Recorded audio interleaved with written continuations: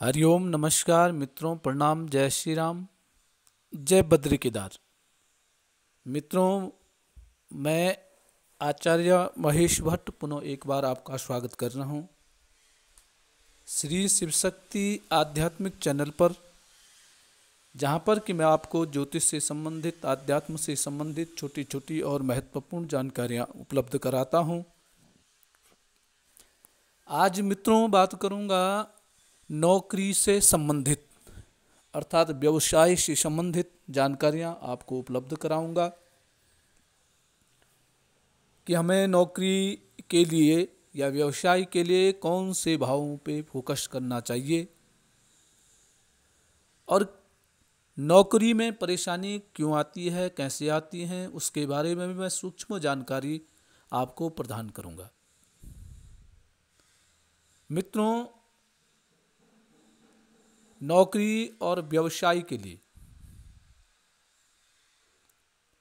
मुख्यतः दशम भाव पे दृष्टि या दशम भाव को देखा जाता है,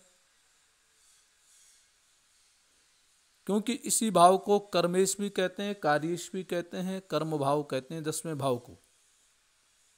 और इसके अलावा दशम भाव के अलावा छठवां भाव या 11वां भाव, ये दोनों भाव भी जन्म कुंडली में नौकरी से जुड़े हुए होते हैं। दशम भाव जहां हमें सफलता, पदोन्नति, सम्मान इत्यादि के बारे में जानकारी प्रदान करता है, तो छठवां भाव जो है प्रतियोगी परीक्षाओं में हमारी मेहनत कैसी रहेगी, हम सफल होंगे नहीं होंगे, तो ये छठवें भाव से इसकी जानकारी ली जाती है। और जो 11वां भाव है मित्रों, 11वें भाव से इच्छाओं की, अभिलाषाओं की और लाभ के बारे में, हमारा किस क्षेत्र में हमें लाभ प्राप्त होगा उसके बारे में जानकारियां मिलती हैं। तो इससे ये होता है कि हमारा 10वां भाव मजबूत होना चाहिए, छठवां भाव, 11वां भाव मजबूत होना चाहिए। छठवां भाव मजबूत होगा तो हम प्रतियोगिता में सफल रहेंगे और नौकरी पाने में भी हम शीघ्रता और आसानी हमको रहती है। दशम भाव हमें ठीक रहेगा तो मान सम्मान की प्राप्ति, पद प्रतिष्ठिता हमें ठीक ढंग की प्राप्त होगी, पद और प्रतिष्ठा में कोई कमी नहीं रहेगी दशम भाव यदि हमारा ठीक होगा। और 11वें भाव में कि लाभ हमें कैसे प्राप्त होगा, ये जानकारी हमें 11वें भाव से मिलेगी। अब मित्रों, कभी कभी ये होता है कि नौकरी तो कर रहे हैं परंतु नौकरी में अनेक प्रकार की परेशानियां उत्पन्न होती रहती हैं, और यहाँ तक कि कभी कभी नौकरी छूटने के योग, नौकरी समाप्त होने के कगार पे भी हम खड़े हो जाते हैं। तो इसमें कौन से ग्रह मुख्य भूमिका निभाते हैं नौकरी में, जो कि हमारी नौकरी छूट जाती है या नौकरी में परेशानियां उत्पन्न हो जाती हैं, उन ग्रहों के बारे में मैं आपको बताता हूं कि सबसे पहले पंचमेश। पंचमेश यदि बकरी है, पंचम भाव का स्वामी पंचमेश यदि बकरी है और गोचर में भी वह पंचम भाव में आ जाए, पंचमेश बकरी होकर के गोचर में पंचम भाव में विराजमान हो जाएगा, तो ऐसी स्थिति में नौकरी पे असर पड़ता है, नौकरी पे खतरा मंडराना शुरू हो जाता है। तो इसके लिए आपको पंचमेश का उपाय करना पड़ेगा। पंचमेश का पूजन, पंचमेश का ध्यान इत्यादि आप कर सकते हैं, या जो भी उपाय होगा पंचमेश का, पंचमेश आपका कौन सा ग्रह है उसके दान करें, उसका जप आप कर सकते हैं। दूसरा है मित्रों, यदि केतु शनि की राशि में, केतु ग्रह शनि की राशि में पंचम भाव में है और दशमेश गोचर में दशम भाव में है, केतु ग्रह शनि की राशि में, शनि की राशि कौन कौन सी है, कुंभ राशि है, मकर राशि है, केतु कुंभ या मकर राशि में बैठा हो और पंचम भाव में बैठा हुआ है।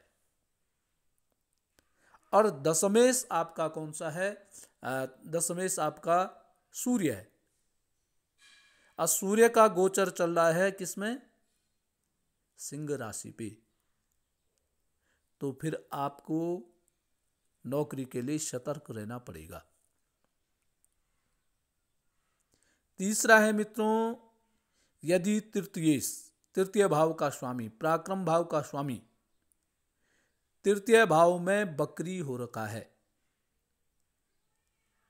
तृतीय भाव का स्वामी तृतीय भाव में ही बैठा हुआ है और बकरी है, और उसके अलावा शनि से चतुर्थ हो, शनि ग्रह से चौथे भाव में तृतीय भाव का स्वामी बैठा हुआ है। तो मित्रों, मेहनत करने के बाद भी नौकरी जाने के योग बन जाते हैं। अर्थात वो व्यक्ति मेहनती भी होता है, परंतु फिर भी नौकरी पे संकट मंडरा जाता है। उसके अलावा मित्रों, उच्च का बृहस्पति उच्च का है और दशम भाव में बकरी हो रखा है। उच्च का बृहस्पति अर्थात कर्क का बृहस्पति, कर्क राशि पे बृहस्पति है और दशम भाव में बैठ करके बकरी है, और पंचम में बकरी शनि, पंचम भाव में शनि ग्रह है, वो भी बकरी है, और गोचर में भी शनि ही हो, तो फिर भी नौकरी में समस्याएं उत्पन्न होने लग जाती हैं। नौकरी के लिए भटकाव होना लग जाता है। इसके अलावा सूर्य और शनि गोचर में नवम भाव में केतु और राहु के प्रभाव में आ जाएं।